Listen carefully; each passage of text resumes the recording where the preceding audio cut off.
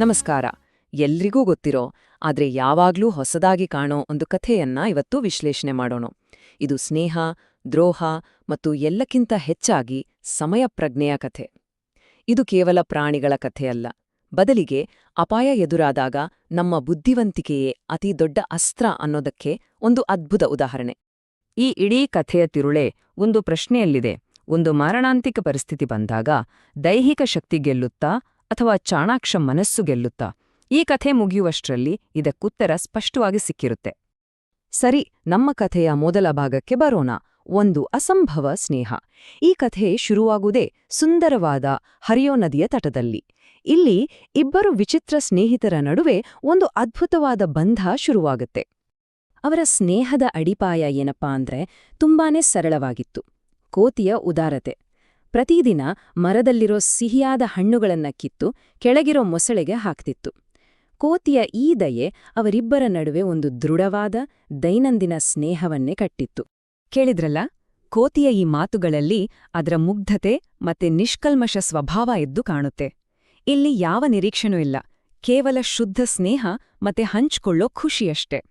ಆದರೆ ಇದೇ ನಂಬಿಕೆ ಮುಂದೆ ಕಥೆಯ ಒಂದು ದುರಂತಕ್ಕೆ ಕಾರಣವಾಗುತ್ತೆ. ಎರಡನೇ ಭಾಗ ಒಂದು ಕುತಂತ್ರದ ಯೋಜನೆ. ಆದ್ರೆ ಕಥೆಯನ್ಮೇಲೆ ಒಂದು ತಿರುವಿರ್ಬೇಕಲ್ಲ. ಈ ಸರಳ ಸ್ನೇಹದ ಮೇಲೆ ಒಂದು ಕರಾಳ ನೆರಳು ಬೀಳುತ್ತೆ. ಮೊಸಳೆಯ ಹೆಂಡ್ತಿಯ ಎಂಟ್ರಿಯಿಂದ ಈ ಕಥೆಯ ದಿಕ್ಕೇ ಬದಲಾಗತ್ತೆ. ಇದು ಕೇವಲ ಒಂದು ಆಸೆಯಲ್ಲ, ಇದು ಸ್ನೇಹಕ್ಕೆ ಬಿದ್ದ ಮೊದಲ ಕೊಡಲಿ ಏಟು ಅಂತಾನೆ ಹೇಳ್ಬೋದು. ಪ್ರತಿದಿನ ಸಿಹಿ ಹಣ್ಣುಗಳನ್ನು ಕೊಟ್ಟ ಕೋತಿಯ ಹೃದಯವನ್ನೇ ತಿನ್ನಬೇಕು ಅನ್ನೋ ಕ್ರೂರ ಬಯಕೆ ಹುಟ್ಟುತ್ತೆ. ಇಲ್ಲಿಂದಲೇ ಶುರುವಾಗತ್ತೆ ನಿಜವಾದ ಸಂಘರ್ಷ. ಈಗ ನೋಡಿ ಮೊಸಳೆಯ ಪರಿಸ್ಥಿತಿ. ಅದು ಒಂದು ದೊಡ್ಡ ಗೊಂದಲದಲ್ಲಿ ಸಿಕ್ಕಿಹಾಕೊಂಡಿದೆ. ಒಂದು ಕಡೆ ನಿಷ್ಠೆ, ದಯೆ, ನಗು, ಹೀಗೆ ನಿಜವಾದ ಸ್ನೇಹ. ಇನ್ನೊಂದು ಕಡೆ ದ್ರೋಹ, ವಂಚನೆ, ಹೀಗೆ ಕರಾಳ ದಾರಿ. ನಿಷ್ಠೆ ಮತ್ತು ವಂಚನೆಯ ನಡುವಿನ ಈ ಯುದ್ಧದಲ್ಲಿ ಅದು ಯಾವ ದಾರಿಯನ್ನ ಆಯ್ಕೆ ಮಾಡ್ಕೊಳ್ಳುತ್ತೆ? ಮೂರನೇ ಭಾಗ ದುರದೃಷ್ಟಕರ ನದಿ ಪಯಣ. ಕೊನೆಗೂ ಮೊಸಳೆ ಒಂದು ನಿರ್ಧಾರಕ್ಕೆ ಬರುತ್ತೆ. ದುರದೃಷ್ಟವಶಾತ್ ಅದು ಸ್ನೇಹದ ಪರವಾಗಿರ್ಲಿಲ್ಲ. ತನ್ನ ಕುತಂತ್ರದ ಆಹ್ವಾನವನ್ನ ಮುಗ್ಧ ಕೋತಿಯ ಮುಂದೆ ಇಡುತ್ತೆ. ಪಾಪ, ಆ ಕೋತಿಗೆ ಏನೂ ಗೊತ್ತಿಲ್ಲ. ಊಟಕ್ಕೆ ಕರೀತಿದ್ದಾರೆ ಅಂತ ಖುಷಿಯಿಂದ ತನ್ನ ಸ್ನೇಹಿತನ ಬೆನ್ನೆ ಮೇಲೆ ಕುತ್ಕೊಳ್ಳುತ್ತೆ. ಆ ಪಯಣ ಕೋತಿಗೆ ಎಷ್ಟು ಖುಷಿ ಕೊಟ್ಟಿತ್ತೋ, ಮೊಸಳೆಗೆ ಅಷ್ಟೇ ಕುತಂತ್ರದಿಂದ ಕೂಡಿತ್ತು. ನದಿಯ ಮಧ್ಯ ಎಲ್ಲೂ ದಡ ಕಾಣ್ತಾ ಇಲ್ಲ, ಪಾರಾಗೋ ದಾರಿನೇ ಇಲ್ಲ. ಅಂಥ ಜಾಗದಲ್ಲಿ ಮೊಸಳೆ ಈ ಭಯಂಕರ ಸತ್ಯವನ್ನ ಬಾಯ್ಬಿಡುತ್ತೆ. ಆ ಕ್ಷಣಕ್ಕೆ ಕೋತಿಯ ಇಡೀ ಪ್ರಪಂಚವೇ ಕುಸಿದು ಬಿದ್ದ ಹಾಗೆ ಆಗಿರಬೇಕು ಅಲ್ವಾ? ಸ್ನೇಹ, ನಂಬಿಕೆ ಎಲ್ಲವೂ ನೀರಿನಲ್ಲಿ ಮುಳುಗಿದ ಹಾಗೆ ಭಾಸವಾಗಿರಬೇಕು. ಭಾಗ 4 ಚಾಣಾಕ್ಷ ಪಾರಾಗುವಿಕೆ. ಸರಿ, ಇಲ್ಲಿಂದ ಕಥೆ ಒಂದು ದೊಡ್ಡ ತಿರುವು ಪಡೆಯುತ್ತೆ. ದೈಹಿಕ ಶಕ್ತಿ ಮುಗಿದಾಗ ಬ್ರೇನ್ ಪವರ್ ಶುರುವಾಗುತ್ತೆ ನೋಡಿ. ಸಾವು ಕಣ್ಣೆದುರುಗಿದ್ದಾಗ ಕೋತಿ ತನ್ನ ಬಳಿಯಿರೋ ಒಂದೇ ಒಂದು ಅಸ್ತ್ರವನ್ನ ಬಳಸೋಕೆ ನಿರ್ಧಾರ ಮಾಡುತ್ತೆ. ಅದುವೇ ಅದರ ಚುರುಕಾದ ಮನಸ್ಸು. ವಾವ್! ಇದನ್ನ ಕೇಳಿ, ಇದು ಜಸ್ಟ್ ಅದ್ಭುತ. ಹೆದ್ರಿಕೊಂಡು ಕೂರೋ ಬದಲು ಕೋತಿ ತಕ್ಷಣ ಒಂದ್ ಕಥೆ ಕಟ್ಟುತ್ತೆ.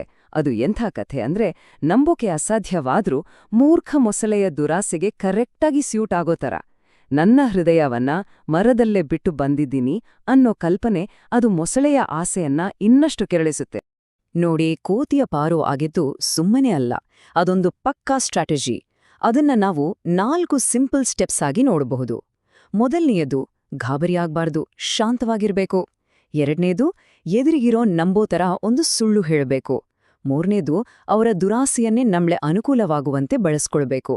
ಮತ್ತು ಕೊನೆಯದಾಗಿ, ಅವಕಾಶ ಸಿಕ್ಕ ತಕ್ಷಣ ಒಂದು ಕ್ಷಣವೂ ಯೋಚಿಸದೆ ಆಕ್ಷನ್ ತಗೋಬೇಕು. And it worked. Plan success ಆಯ್ತು. ದುರಾಸೆ ಅನ್ನೋದು ಮೊಸಳೆಯ ಕಣ್ಣಿಗೆ ಬಟ್ಟೆ ಕಟ್ಟಿತ್ತು. ಅದು ಕೋತಿಯನ್ನ ವಾಪಸ್ ದಡಕ್ಕೆ ತಂದಿದ್ದೇ ತಡ, ಕೋತಿ ಒಂದೇ ಜಿಗಿತಕ್ಕೆ ಮರ ಸೇರ್ಕೊಂಡು ತನ್ನ ಪ್ರಾಣ ಉಳಿಸ್ಕೊಂಡ್ಬಿಡ್ತು. ಮೂರ್ಖ ಮೊಸಳೆಗೆ ಉಳಿದಿದ್ದು ಕೇವಲ ಪಶ್ಚಾತ್ತಾಪ ಅಷ್ಟೇ. ಸರಿ, ಕಥೆ ಮುಗೀತು. ಅಂದ್ರೆ ಈ ಸರಳವಾದ ಪ್ರಾಣಿ ಕಥೆಯಿಂದ ನಾವು ಕಲಿಬೇಕಾಗಿರೋದು ಏನು? ಇದರ ಹಿಂದಿರೋ ನಿಜವಾದ ಅರ್ಥ ಏನು? ಬನ್ನಿ ಅದ್ರ ಬಗ್ಗೆ ಮಾತಾಡೋಣ. ಈ ಕಥೆಯಿಂದ ನಾವು ಕಲಿಯೋಕೆ ತುಂಬಾ ಇದೆ. ಮೊದಲನೇ ಪಾಠ ಅಂದ್ರೆ ದೈಹಿಕ ಶಕ್ತಿಗಿಂತ ಬುದ್ಧಿವಂತಿಕೆಯೇ ದೊಡ್ಡದು. ಎರಡನೇದು, ಸಮಯಕ್ಕೆ ಸರಿಯಾಗಿ ಯೋಚಿಸಿದ್ರೆ ಎಂಥ ದೊಡ್ಡ ಕಷ್ಟದಿಂದ ಬೇಕಾದ್ರೂ ಪಾರಾಗ್ಬೋದು. ಮತ್ತು ಎಲ್ಲಕ್ಕಿಂತ ಮುಖ್ಯವಾಗಿ ಸ್ನೇಹಿತರನ್ನ ಆಯ್ಕೆ ಮಾಡ್ಕೊಳ್ಳುವಾಗ ತುಂಬಾನೇ ಜಾಗರೂಕರಾಗಿರ್ಬೇಕು. ಯಾಕಂದ್ರೆ ಎಲ್ಲ ಸ್ನೇಹಗಳು ನಾವು ಅಂದುಕೊಂಡ ಹಾಗೆ ಇರೋದಿಲ್ಲ. ಹಾಗಾದ್ರೆ ಈ ಕಥೆ ನಮ್ಮ ಮುಂದೆ ಒಂದು ದೊಡ್ಡ ಪ್ರಶ್ನೆಯನ್ನು ಇಟ್ಟು ಹೋಗುತ್ತೆ. ಕೋತಿ ತನ್ನ ಪ್ರಾಣ ಉಳಿಸ್ಕೊಳ್ಳೋಕೆ ಒಂದು ಸುಳ್ಳು ಹೇಳಿತು. ಹಾಗಿದ್ರೆ ಒಂದು ಒಳ್ಳೆಯ ಕಾರಣಕ್ಕಾಗಿ ಹೇಳಿದ ಸುಳ್ಳು ನಿಜವಾಗ್ಲೂ ಸುಳ್ಳಾ ಅಥವಾ ಅದೊಂದು ಚಾಣಾಕ್ಷತನನ? ಇದು ನಿಜಕ್ಕೂ ಯೋಚನೆ ಮಾಡಬೇಕಾದ ವಿಷಯವೇ ಸರಿ.